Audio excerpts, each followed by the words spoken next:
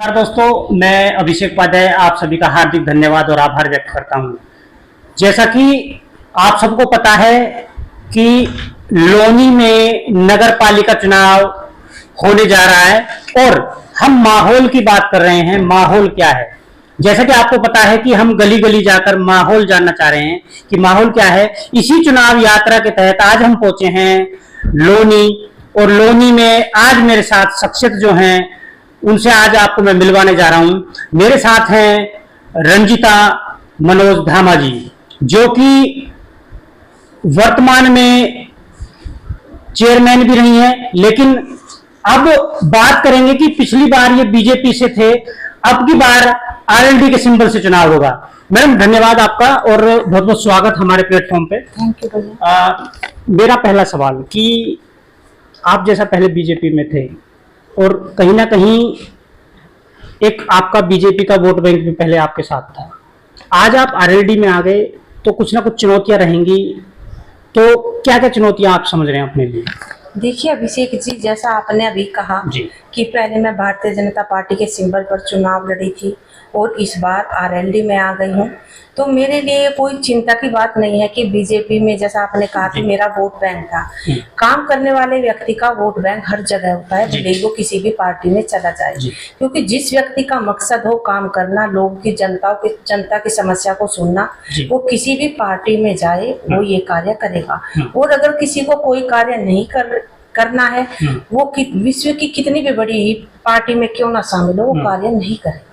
अब बात करें कि आप निर्दलीय पिछली विधानसभा में चुनाव भी लड़े और एक निर्दलीय कैंडिडेट होने के नाते आपने इतनी वोटें प्राप्त की कि जो बड़ी बड़ी पार्टियों के कैंडिडेट लड़ रहे थे वो भी आपसे पीछे रह गए।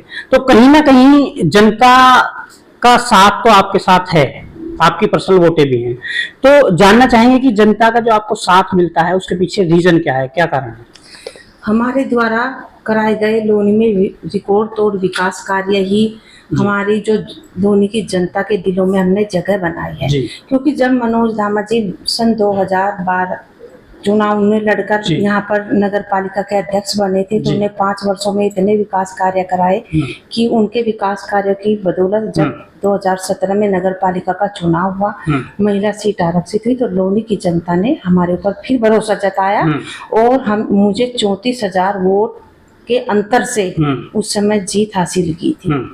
तो इस बार भी मेरे लिए कोई चिंता की बात नहीं है, क्योंकि मेरे पास 5 वर्ष का अनुभव भी है खुद का नगर पालिका चलाने का, और मैंने हमेशा ही अपनी उम्मीदों पर खरा उतर के दिखाया है। तो मुझे पूर्ण विश्वास है कि लोनी की जनता इस बार भी हमारे ऊपर ही दाव खेलेगी।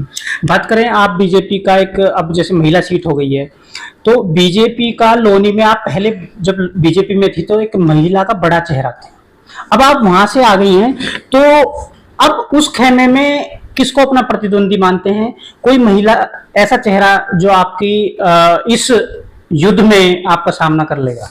देखिए, मुझे नहीं लगता है कि बीजेपी के पास कोई मजबूत चेहरा है। अगर बीजेपी के पास कोई मजबूत चेहरा था तो वो रंजीता धामा थी, लेकिन जिस तरह से रंजीता धामा को अनदेखा किया गया, उसके परिवार के साथ पिछले दिनों इतना सब कुछ हुआ है, इस चुनाव से बीजेपी को एहसास हो जाएगा कि कितनी बड़ी उनकी भूल थी हमारा पक्ष न सुनना। जानना चाहेंगे कि मातृशक्ति एक महिला होने के नाते फील्ड में रहेंगी, आप जगह जगह जाएंगी, तो अब आने वाला जो चुनाव है वो गर्मी का सीजन रहेगा, तो कैसे कर पाएंगी? क्योंकि लोग कह रहे हैं कि जो पहले चुनाव थे वो बीजेपी के सिंबल पे वो जीती, तो अब की बार इतनी राह आसान नहीं है। आपके विचार? ये उनका कहना होगा, लेकिन मेरे लिए, क्योंकि मैंने बताया कि लोनी की जनता हमें अपने परिवार की तरह मानती है, दिल से मानती है, और भले ही हम इस बार राष्ट्रीय लोकदल में आ गए हैं, लेकिन आप देखना लोनी की जनता देखती है कि किसने उनका विकास कार्य कराया, किसने उन्हें यहाँ लोनी के अंदर सहूलियत दी, एक अच्छा माहौल दिया। और बात करूं तो मैं मातृशक्ति की, मातृशक्ति पुरुषों से भी कहीं ज्यादा समझदार होती है, क्योंकि घरों में अक्सर वो रहती है, वो हर महिला ये चाहती है कि उसके जो घर के सामने वाला रास्ता हो वो पक्का हो, उसके घर के सामने डेली कूड़े की गाड़ी आए और उसके घर में रात के समय गलियां भी रोशन हो, ताकि किसी तरह की कोई दिक्कतें ना हो। और वो तमाम सुविधाएं मैंने नगर पालिका अध्यक्ष पद पर रहते हुए उनको प्रोवाइड कराई है। तो लोनी के रण में आप अपना प्रतिद्वंदी किसी को नहीं मानती? नहीं, इस रण में मैं किसी को भी अपना प्रतिद्वंदी नहीं मानती हूँ, और ज्यादा बड़ी बात नहीं कहूंगी, लेकिन इतना जरूर कहूंगी कि आने वाले समय में लोनी में इतिहास रचा जाए। एक हमारे दर्शक जो हैं वो एक सवाल पूछते हैं, मुझे कई बार मैसेज में क्वेश्चन भी आते हैं, मैं वो सवाल आपसे करूंगा कि आप एक गृहिणी थी, तो ऐसा कोई ट्रेनिंग आपने ली या ऐसा क्या हुआ कि अचानक आप एक फायर ब्रांड बन गई, और ऐसा स्पीच कि जो बड़े बड़े नेता जिनको 20-20 साल का राजनीतिक अनुभव है वो भी ऐसा स्पीच नहीं दे पाते, तो इसके पीछे क्या कारण है? देखिए, ये सवाल आपने सही उठाया अभिषेक जी। मैं कहूंगी कि ईश्वर, मैं कोई भी कार्य करती हूँ तो ईश्वर हमेशा मेरा साथ देता है। ये बात सच है कि जब मैं 5 वर्ष पहले लोनी के अंदर जब महिला सीट हुई थी और चुनाव लड़ने के लिए आई थी, तो मैं मनोज धामा जी मेरी पहचान थी। सब मुझे उस समय मनोज धामा की पत्नी के रूप में जानते थे, लेकिन मैं मेरे अंदर कई बार सच कहती हूँ कि मेरी जबान पर सरस्वती बैठती है, और जो शब्द मुंह से निकलते हैं वह आने वाले समय में सच भी होते हैं।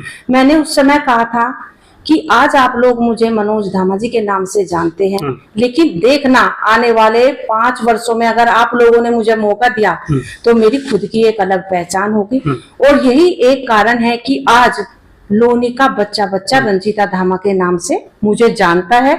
अगर मैं गाड़ी से कहीं किसी भी चौराहे गली से निकल जाती हूँ तो बच्चे कहते हैं कि रंजीता धामा जा रही है।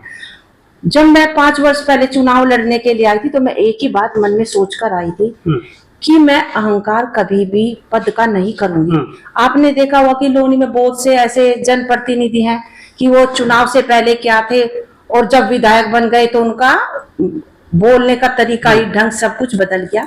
लेकिन मेरे इस तरह के ना तो कोई व्यवहार में चेंज आया है, ना किसी मेरे, केवल अगर अंतर आया है तो वो मेरी कार्यशैली में आया है।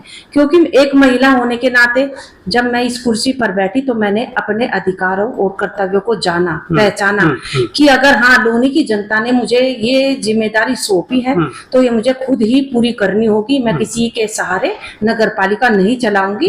और मैंने 1-2 बार शुरू में जब चुनाव जीत कर आई तो मैं कोई काम होता था तो धामा जी के पास जाती थी कि ये काम कैसे करूं। तो मैं इस बात के लिए धामा जी का भी शुक्रिया अदा करूंगी कि उन्होंने उस समय, मुझे खराब जरूर लगा था, उन्होंने मुझसे कहा कि चेयरमैन तुम बनी हो, मैं नहीं बना हूं, और अपने कार्य को समझो, करो, मैं इसमें तुम्हारी कोई मदद नहीं करूंगा।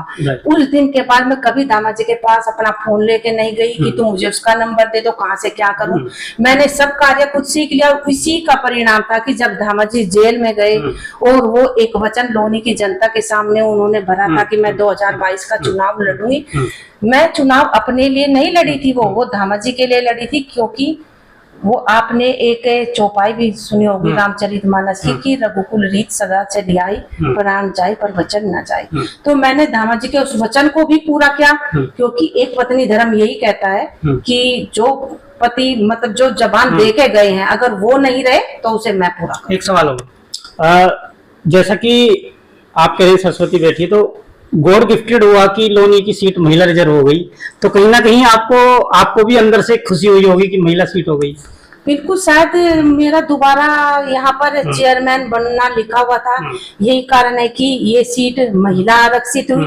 और मुझे एक बार मैं एक प्रोग्राम में गई हुई थी, वहाँ पर महात्मा बुद्ध की प्रतिमा रखी गई थी, लोन में ट्रोनिका सिटी पड़ता है, वहाँ पर बनते जी भी आए थे और उन्होंने मुझे एक बड़ा ही अच्छा आशीर्वाद दिया था कि बेटा तुम हमेशा चिरकाल तक हमेशा अपने पद पर बने रहो। एक सवाल और मेरा कि लोनी के चुनाव में कहीं ना कहीं मदन भैया जी का आपके चुनाव में एक बड़ा रोल रहेगा, और कहीं ना कहीं लोग भी ये मान रहे हैं कि ये चुनाव आपका तो है ही, लेकिन कहीं ना कहीं ये चुनाव मदन भैया जी का चुनाव होगा।